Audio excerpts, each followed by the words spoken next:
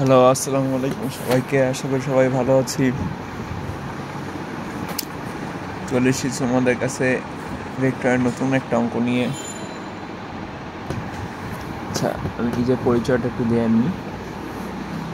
আমি হলাম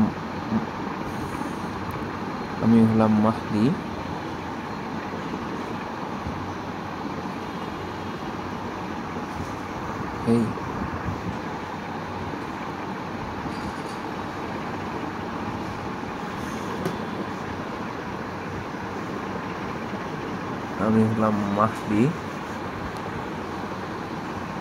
ভর্তি আছি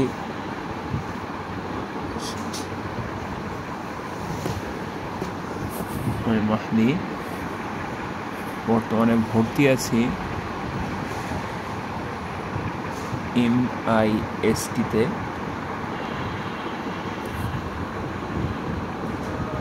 মেরিট ছিল আমার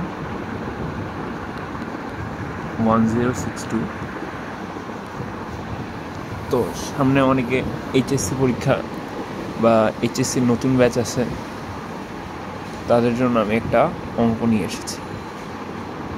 অঙ্কটা আমরা দেখি। একটা ভেক্টরের মান যথাক্রমে 5 একক ও 10 একক এবং তাদের মধ্যবর্তী কোণ 60 ডিগ্রি। লব্ধি ভেক্টরের মান ও দিক নির্ণয় করো।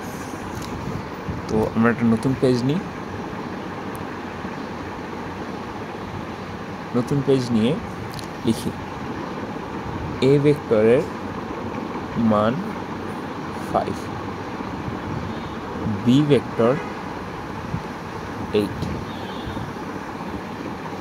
অতএব আর এর মান হবে, সূত্র অনুযায়ী জানি, a square plus b square plus 2ab cos alpha. মান হবে 5 স্কোয়ার প্লাস 8 স্কোয়ার 2 × 5 × 8 cos 60। যেহেতু মধ্যবর্তী কোণ আলফার মান দেওয়া আছে 60,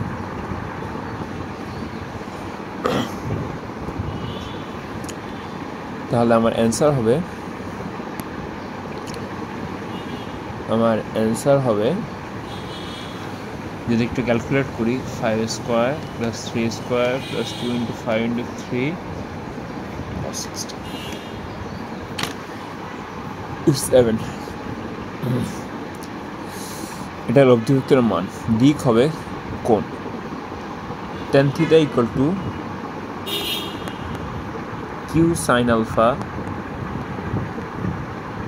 / p plus q cos alpha।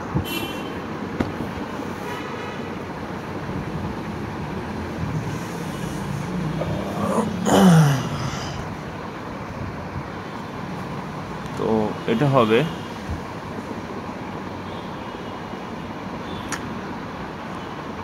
8 cos,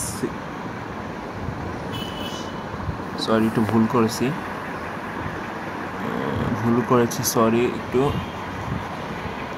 এটা হবে হলো 8 sin 60, 5 plus 8 cos 60। তো tan θ এর ভ্যালুটা হবে 8 sin 60, 5 plus 8 cos 60, that is 0.769। অতএব থিটার ভ্যালু হবে tan ইনভার্স 0.769, 37.58। তো দেখা হবে নেক্সট কোনো ভিডিওতে ইনশাল্লাহ। আজকের মতো এখানে বিদায় নিচ্ছি। এটা হলো অ্যান্সার।